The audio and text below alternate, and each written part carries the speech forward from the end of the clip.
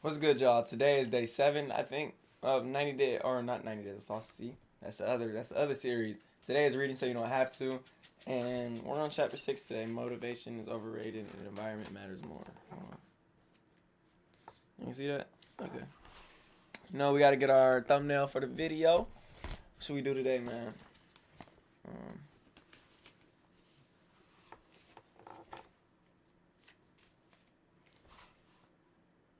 Go ahead and same one as yesterday, but yeah, man.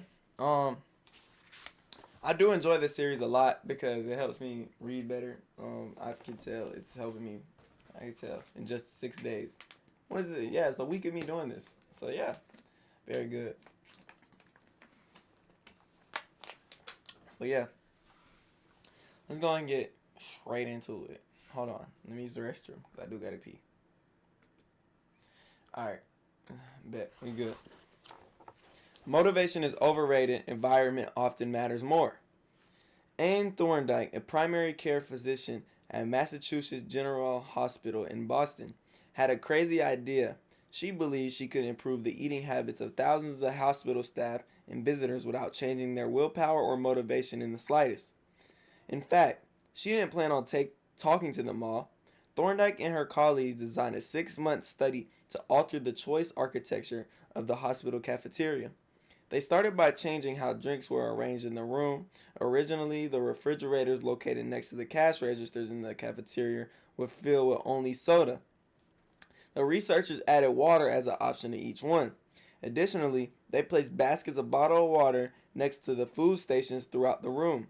Soda was still the primary refrigerator. Soda was still in the primary refrigerator, but water was now available at all locations. Over the next 3 months, the number of soda sales at the hospital dropped by 11.4%.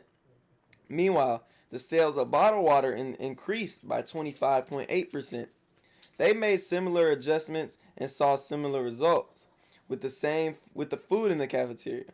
Nobody said a word to anyone eating there. This was I guess this is what happened. See the chart. People often choose products not because of what they are, but because where they are. If I walk into a kitchen and see a plate of cookies on the counter, I'll pick up half a dozen and start eating, even if I haven't been thinking about them beforehand and I didn't necessarily feel hungry. If the communal table at the office is always filled with donuts and bagels, it is going to be hard not to grab one every now and then. Your habits change depending on the room you're in and the cues in front of you. Environment is the invisible hand that shapes the human behavior. Despite our unique personalities, certain behaviors tend to arise again and again under certain environmental conditions. In church, people tend to talk in whispers. On a dark street, people act wary and guarded. In this way, the most common form of change is not internal, but external. We are changed by the world around us. Every habit is context independent. In 1936, psychologist Kurt Lewin wrote a simple equation that makes a powerful statement. Behavior is a function of the person in their environment, or B equals F in parentheses PE. It didn't take long for Lewin's equation to be tested in business. In 1952, the economist Hawkins Stern described a phenomenon he called suggest impulse buying, which is triggered when a shopper sees a product for the first time and visualizes a need for it. In other words, customers will occasionally buy products not because they want them, but because how they are presented to them. For example, items at eye level tend to be purchased more than those down near the floor. For this reason, you'll find expensive brand names featured in easy to reach locations on store shelves because they drive the most profit, while cheaper alternatives are tucked away in harder to reach spots. The same goes for end caps, which are the units at the end of the aisles. End caps are the money making machines for retailers because they are in obvious locations that encounter a lot of foot traffic. For example, 45% of Coca Cola sales come specifically from end of aisle racks. The more obviously available a product or service is, the more likely you are to try it. People drink Bud Light because it is in every bar and visit Starbucks because it is on every corner. We like to think that we are in control. If we choose water over soda, we assume it's because we wanted to do so.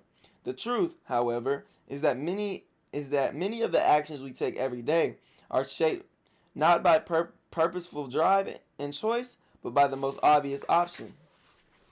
Every living being has its own methods for sensing and understanding the world. Eagles have remarkable long distance vision. Snakes can smell by tasting the air with their highly sensitive tongues. Shark can detect small amounts of electricity and vibrations in the water caused by nearby fish. Even bacteria have chemoreceptors, tiny sensory cells that allow them to detect toxic chemicals in their environment. In humans, perception is directed by the sensory nervous system we perceive, or in humans, perception is directed by the sensory nervous system. We perceive the world though sight, sound, smell, touch, and taste. But we also have other ways of sensing stimuli. Some are conscious, but many are non-conscious. For instance, you can notice when the temperature drops before a storm, or when the pain in your gut rises during a stomach ache, or when you fall off balance while walking on a rocky ground. Receptors in your body pick up on a wide range of internal stimuli, such as the amounts of salt in your blood or the need to drink when thirsty. The most powerful of all human sensory abilities, however, is vision. The body has about 11 million sensory receptors. Approximately 10 of those are dedicated to sight. Some experts estimate that half the brain's resources are used in vision. Given that, we are more dependent on vision than any other sense. It should come as no surprise that the visual cues are the greatest catalyst of our behavior. For this reason, a small change in what you see can lead to a big shift in what you do. As a result, you can imagine how important it is to live and work in environments that are filled with productive cues and devoid unproductive ones. Thankfully, there is good news in this respect. You don't have to be the victim of your environment. You can also be the architect of it. How to design your environment for success. During the energy crisis and oil embargo of the 1970s, Dutch researchers began to pay close attention to the country's energy use. In one suburb near Amsterdam, they found that some homeowners used 30% less energy than their neighbors, despite the homes being a similar size and getting electricity for the same price. It turned out the houses in this neighborhood were nearly identical, except for one feature: the location of the electrical meter. Some had one in the basement, others had the electrical meter upstairs in the main hallway, and as you may guess, the home with the meters located in the main hallway used less electricity. When their energy was when their energy use was obvious and easy to track, people changed their behavior. Every habit is initiated by a cue, and we are more likely to notice cues that stand out. Unfortunately, the environments where we live and work often make it easy not to do certain actions because there is no obvious cue to trigger the behavior. It is easy not to practice the guitar when it's tucked away in the closet. It's easy not to read a book when the bookshelf is in the corner of the guest room. It's easy not to take your vitamins when they are out of sight in the pantry. When the cues that spark a habit are subtle or hidden, they are easy to ignore. By comparison, by comparison, creating obvious visual cues can draw your attention towards a desired habit. In the early 1990s, the cleaning staff at Schiphol Airport in Amsterdam installed a small sticker that looked like a fly near the center of the urinal. Apparently, when men stepped up to the urinal, they aimed for what they thought was a bug. The stickers improved their aim and significantly reduced the spillage around the urinals. Further analysis determined that the stickers cut bathroom cleaning costs by 8% a year. I've experienced the power of obvious cues in my own life. I used to buy apples from the store, put them in crisper in the bottom refrigerator, and forgot all about them. By the time I remembered the apples would have gone bad, I never saw them, so I never ate them. Eventually, I took my own advice and redesigned them in my environment. I bought a large display bowl and placed it in the middle of the kitchen counter.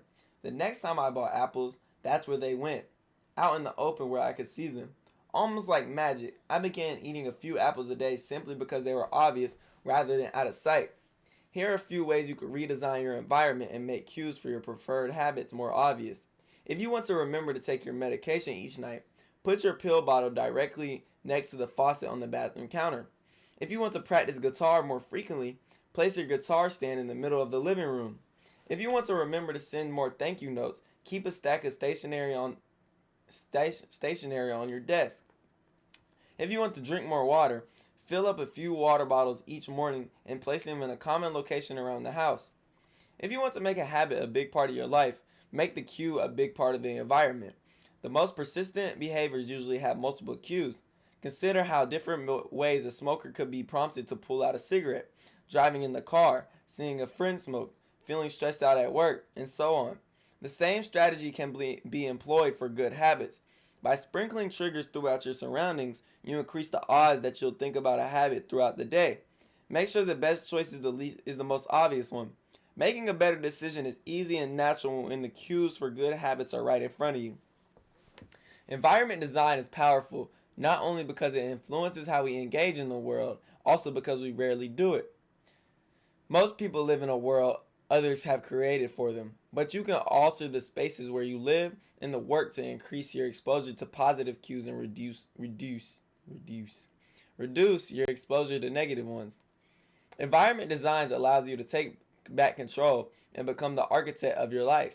Be the designer of your world and not merely the consumer of it. The context is the cue.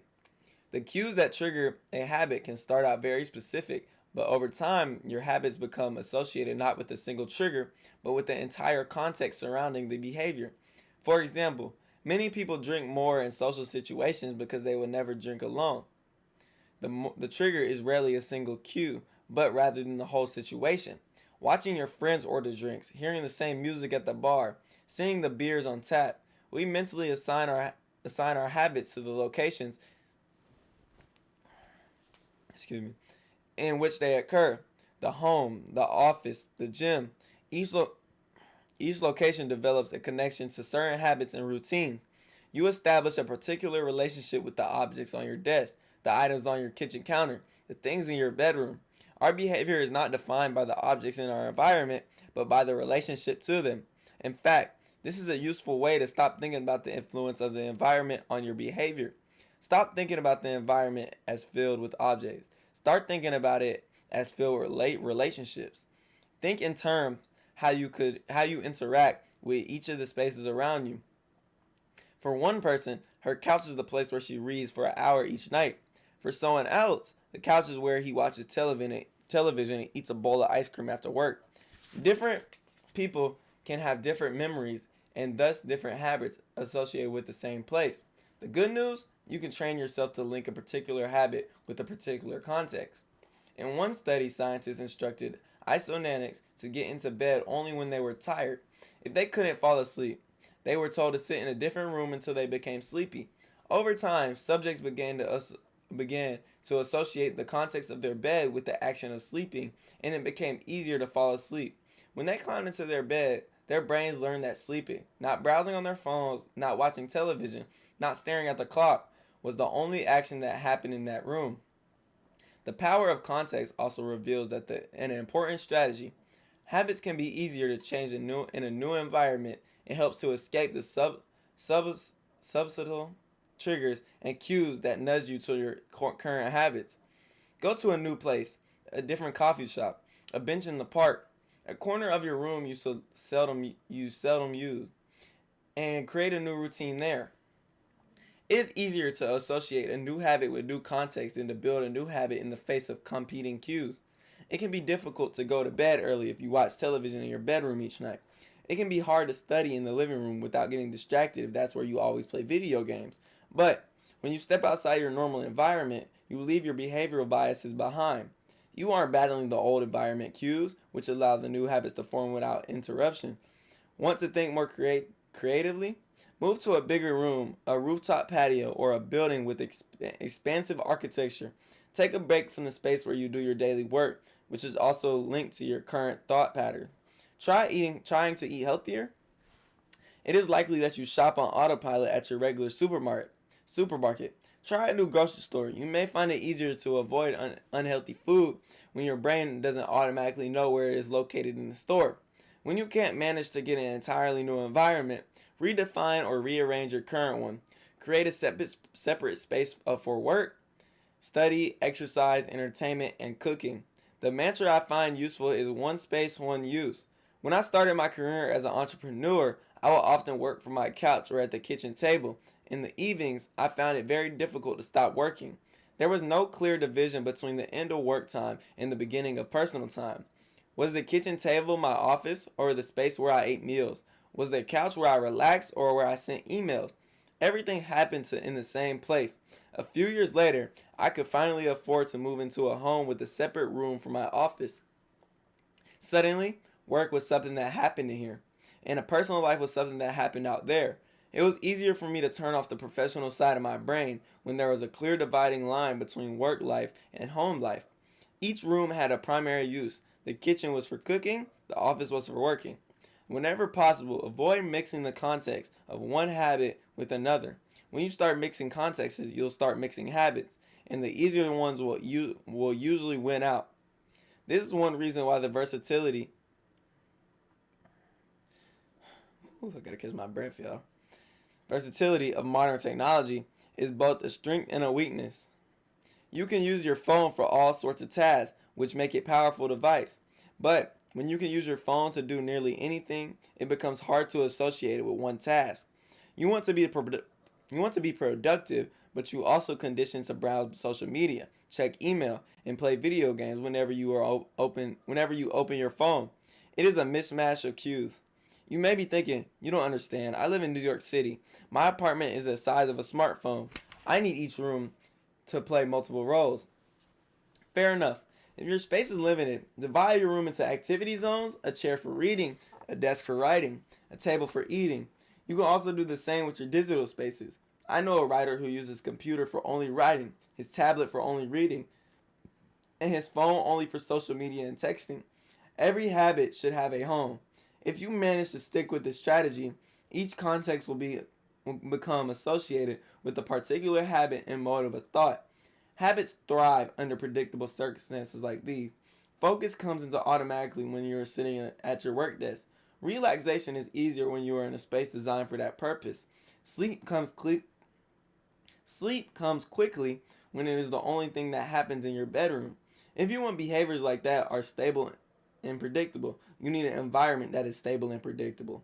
A stable environment where everything has a place and purpose is an environment where habits can easily form.